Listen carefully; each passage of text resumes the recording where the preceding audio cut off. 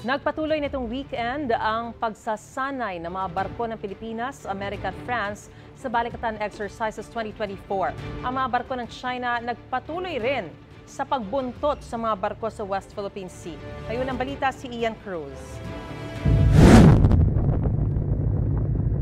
Sa ikalawang araw sa West Philippine Sea ng magkakaalyadong Navy, nakabantay pa rin ang isang warship ng People's Liberation Army Navy ng China.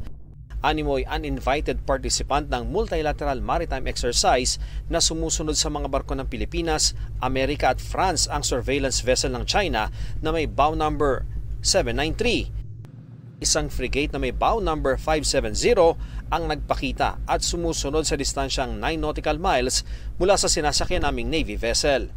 Hindi ito alintana ng mga barko ng Pilipinas at France na tuloy lang sa pagsasanay. Na-monitor naman natin sila around 6 to 9 nautical miles. Malayo naman yung kanilang presence sa exercise area natin. Nitong Enero, kasama ang Wangshan frigate na ito at isang destroyer sa dalawang Chinese warship na sumunod sa ikalawang Joint Maritime Patrol ng Philippine at US Navy malapit sa hilagang kanluran ng Palawan.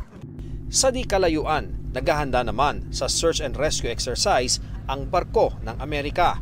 Sa paglalayag sa West Philippine Sea, may mga barko ng mangingisda na nakikita sa radar ng aming barko.